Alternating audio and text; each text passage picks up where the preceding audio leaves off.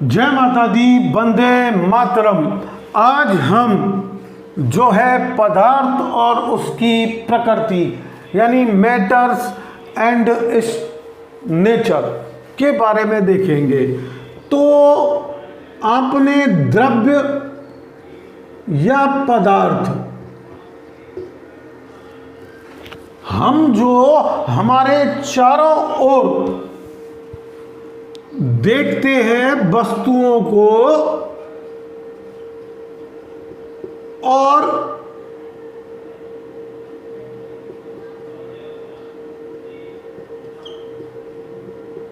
तो हम हमारे चारों ओर जिन वस्तुओं को देखते हैं या जीव जंतुओं को देखते हैं या पेड़ पौधों को देखते हैं, वो सब क्या है? पदार्थ या द्रव्य। अब देखिए, पदार्थ की 3 अवस्थाएं होती हैं। पदार्थ कितनी कंडीशनों में मिलता है? 3 में। एक ठोस, सॉलिड, दूसरा द्रव यानी लिक्विड, और तीसरा आपका गैस। किसी भी वस्तु या जीव जंतु या आपके पेड़ पौधे या हमारे चारों ओर जो वातावरण है, उन सब में इन अवस्थाओं को आप देखते हैं। तो ठोस किन्हें कहते हैं? ये हमारे आज से 500 वर्ष पूर्व ईसा से हमारे भारत के महर्षि कन्नाड हुए। महर्षि कन्नाड, उन्होंने पदार्थ की अवस्थाओं को बताया और उन्होंने कहा कि पदार्थ को और अगर तोड़ा जा सकता है, विभाजित किया जा सकता है, डिवाइडेशन किया जा सकता है, तो अंत में एक ऐसा कण होगा जिसको आप और विभाजन करना संभव नहीं होगा, जो अविभाज्य होगा। और उसी समय उन्होंने इसे परमाणु कह दिया था, जिसे आज हम एटम कहते हैं। तो हम आप सपोजिंग कर लीजिए कि हमारा भारत उस समय साइंस में कितना विकसित था। अब बात करें हम ठोस की, तो ठोस का आकार यानी साइज और आयतन। अब आकार और आयतन यानी वॉल्यूम, क्या? वॉल्यूम। ये दोनों ही अगर निश्चित है, क्या है? निश्चित, डेफिनेट है, तो ऐसा पदार्थ ठोस अवस्था कहलाती है, और पदार्थ की यह अवस्था ठोस अवस्था कहलाती है। जबकि आकार व आयतन, तो आकार तो अनिश्चित हो, इंडेफिनिट हो, अनलिमिटेड हो, लेकिन आयतन निश्चित हो। वॉल्यूम आपका फिक्स्ड हो, तो पदार्थ की उस अवस्था को द्रव या लिक्विड कहा जाता है। अब ये जनरली बात है आपकी कि आप इसको बचपन से पढ़ते आ रहे हैं कि आकार और आयतन दोनों ही अनिश्चित हों। आकार यानी शेप और आयतन यानी वॉल्यूम, तो दोनों ही अगर अनिश्चित हों तो आप उसे गैस कह देते हैं। अब इन स्थितियों को आपस में परिवर्तन अगर किया जा सकता है तो वो अवस्था परिवर्तन ठोस, द्रव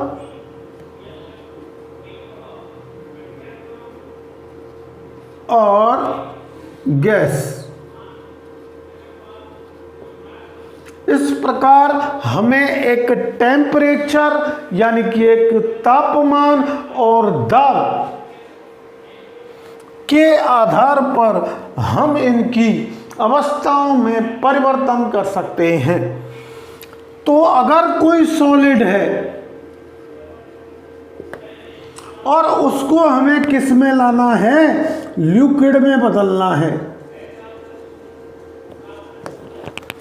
तो जो परमाणु था जिनसे सूक्ष्म कणों से अविभाज्य इकाइयों से मिलकर के पदार्थ बना हुआ है, वो एक आणविक बल के द्वारा संयोजित होते हैं और उन बलों को छीन करने के लिए या इसके जो कण हैं इनकी जो जटिल संरचना है, पास है अणु ठोस के, उनको जो है गति में करने के लिए, हमें लिक्विड में लाने के लिए हम क्या करते हैं, गलन करते हैं। क्या करते हैं? गलन, जिसे संगलन भी कहा जाता है। और गलन को फ्यूजन कहा जाता है। और फ्यूजन कैसे हो सकता है? जब तापमान निम्न से उच्च किया जाए, यानी तापमान को, टेम्परेचर को लो से हाई करें और दाब को यानी कि प्रेशर को हम उच्च से निम्न करते जाएं। जिन दाब के बल के कारण वो बने हुए थे उनको धीरे धीरे कंप्रेसिव हो रहे थे, संपीड़ित हो रहे थे, उनमें खिंचाव लाया जाए, तनन बल लगाया जाए, तो वो दाब ही होता है जो आपका उच्च से और निम्न करना पड़ेगा। और जैसे ही ये निम्न होगा, अणुओं के बीच गतिज ऊर्जा उत्पन्न होगी, काइनेटिक एनर्जी उत्पन्न होगी के, और जिसके कारण अणु गतिशील हो जाएंगे और वो अपनी अवस्था कौन सी में पहुंच जाएगा? दूसरी में, द्रव अवस्था में। अब द्रव को हमें किस में परिवर्तित करना है? गैस में, यानी लिक्विड टू चेंज गैस। तो आपको वेपोरेशन करना पड़ेगा, यानी कि वाष्पीकरण करना पड़ेगा। क्या करना पड़ेगा? वाष्पीकरण। और इस स्थिति में आपको तापमान फिर निम्न से और उच्च करना पड़ेगा और दाब वही उच्च से और निम्न करते जाएंगे, यानी दाब को निम्न से निम्न करते जाओगे। अब द्रव अवस्था में जितना भी उच्च दाब है उसको और निम्न किया जाएगा, यानी उनके आंतरिक आणविक बलों को हटा दिया जाएगा, तो इवेपोरेशन होगा। इवेपोरेशन, और जिसके कारण वो काइनेटिक एनर्जी में तेजी से किस में बदल जाएंगे? गैसीय अवस्था में बदल जाएंगे। अब अगर गैसीय अवस्था को पुनः हमें ठोस अवस्था में लाना है तो ये क्रियाएं हमें विपरीत करनी पड़ेंगी। प्रेशर आपको जो है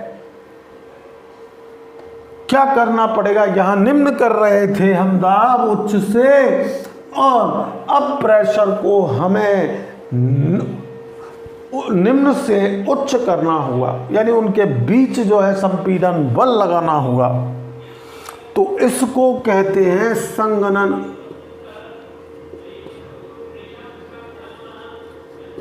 अब जिस बिंदु पर कोई ठोस पदार्थ अपनी ठोस अवस्था से द्रव अवस्था में बदलता है वो उसका गलनांक बिंदु कहलाता है।